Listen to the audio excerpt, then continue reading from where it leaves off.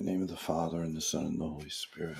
Contemplative living and the implications of belief. It's fascinating to read the doctors, the spiritual doctors of the church, like Liguri or Teresa of Avila, because they have these insights that come from just thousands of hours, if you will, or days of watching people in their communities thrive and struggle. It's an insight that can only come through that observation. And of course, the Holy Spirit. I don't claim to be a saint, but I have the blessing of a similar kind of vantage point. And one observation is regarding those who don't seem to make progress, or they get stuck. And it doesn't matter that they have a strong intellectual capacity or other gifts and talents. There's this one thing that separates, there are many things, but I'm just highlighting one that separates those who make progress and those who don't. And that is what I call the implications of belief. So those who get stuck often are the same people who are very devout. You will watch them gain very powerful insights, convictions, tears, all of these things that reveal a true desire, but they don't deal with the implications of belief very well. What does that mean? I'll give you an example. Years ago, I was confronted by my pastor, and decades ago, it seems. I think it was decades, yeah, close to that. When I first became a Christian, he said, "You don't love anybody."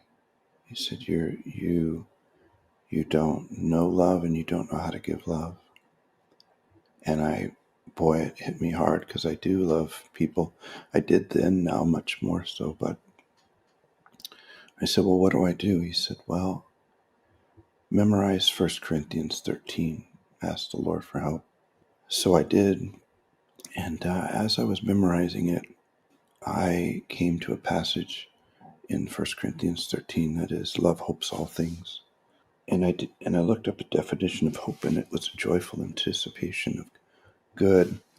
And it's one thing to think, well, in respect to others, if I love them, I will look at them with hope.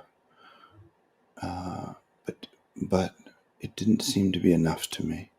And so I asked myself the question, what are the implications of believing this? Like, what would change in me if I really believed this, or if I really lived this, And that was the huge shifting point for me spiritually, because when I considered what would change in my life because I adopted a joyful anticipation of good as to how I dealt with others, I realized that it would change the way I interacted with them. That when I saw them coming, I would see them with joy. They would see my arms open. They would see my face light up. They would see a communication from God, in a sense of, you are loved, there's good in you, and I know it will emerge through me, in essence, right? So the implication of believing love hopes all things is that I look at other people, I have a disposition of hope toward their goodness, and they see it in me. And so I began to purposefully live that kind of expression out. And that's the difference between those who make progress and don't, or the difference is that one person will be convicted. They may read that passage, "Love hopes all things," and then realize they don't have a joyful anticipation of good of other people, but they don't do anything about it. For me, of course, I was graced to do something about it, and the Holy Spirit taught me, because I didn't have anyone to teach me really then, to not just receive truth, but to live it. Because when we live truth, and Jesus is the truth, the way, the truth, and the life. We become truth, we become Jesus in terms of sharing in his divine nature. We love him because we know him better, because living truth is living with him. And we spread truth because we're living that out in the world. There's this whole transformative reality that happens when the Christian encounters truth and then, with a kind of relentless passion, lives it out. So the contemplative life brings us to a constant encounter with God, but we must always do something about that encounter. We must always correspond to that encounter. We must live out the encounter because that's why God gave it to us. And if we don't live it, then the grace ceases to flow because it doesn't flow through us.